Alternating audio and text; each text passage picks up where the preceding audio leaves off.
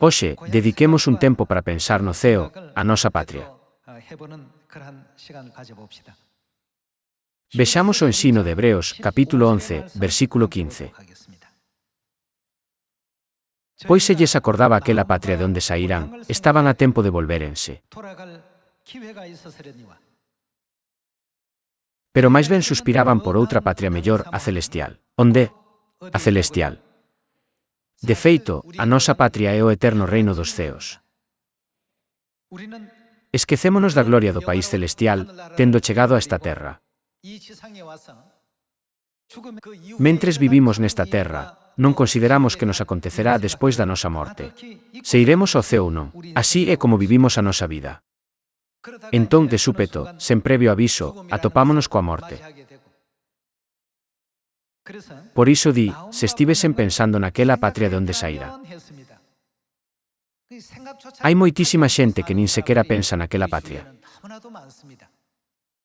Sen pensar nunca no ceo, sen pensar nunca no inferno, sen pensar nunca na vida eterna e na felicidade.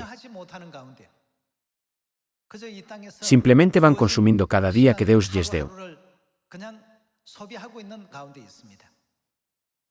O noso fogar é o reino eterno dos ceos. O ceo é a nosa patria. Hai unha escena na que Xacob tiña unha conversa co faraón, un rei de Exipto. E Xacob dixo: "E 130 son os anos da miña peregrinación." Entre os salmos, David dixo: "Os teus decretos son o tema da miña canción onde queira que habite. No lugar da miña peregrinación." Podemos ver na Biblia que os antepasados da fe deron a entender que toda a súa vida na terra foi tan só unha peregrinación. Isto significa que a súa vida aquí era só temporal, e que finalmente regresarían á súa patria. O reino dos ceos é un lugar onde non hai morte, loito nin dor. Dado que este é un mundo tan glorioso, debe haber unha razón pola que fomos lanzados a esta terra. Vexamos Isaías capítulo 59, versículo 2.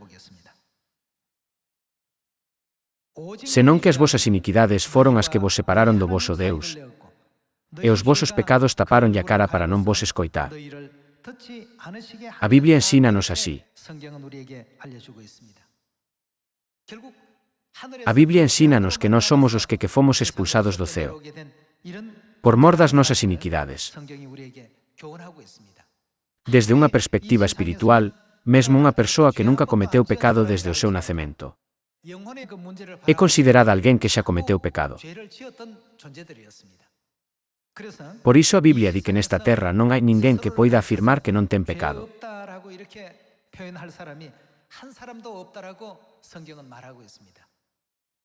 Vexamos xuntos a primeira de Xoán capítulo 1, versículo 8. Se dicimos que non temos pecado, desviámonos e non temos en nós a verdade. Se recoñecemos públicamente os nosos pecados, fiel e xustificador é Deus. El perdoarános os pecados e limparános de toda ruindade. Se dicimos que endexamais non pecamos, estamos facendo de Deus un mentireiro e non podemos ter conosco a súa revelación. A Biblia dinos que somos pecadores que fomos expulsados a esta terra despois de pecar no ceo. Non obstante, se alguén di, non teño ningún pecado, son inocente, non son un pecador, están a facer a Deus mentireiro, aquel que dixo que pecamos. Amigos, non importa en absoluto se chegamos a ser persoas influentes nesta terra. Pola contra, deberíamos vivir pensando: que teño que facer para volver á nosa patria no ceo?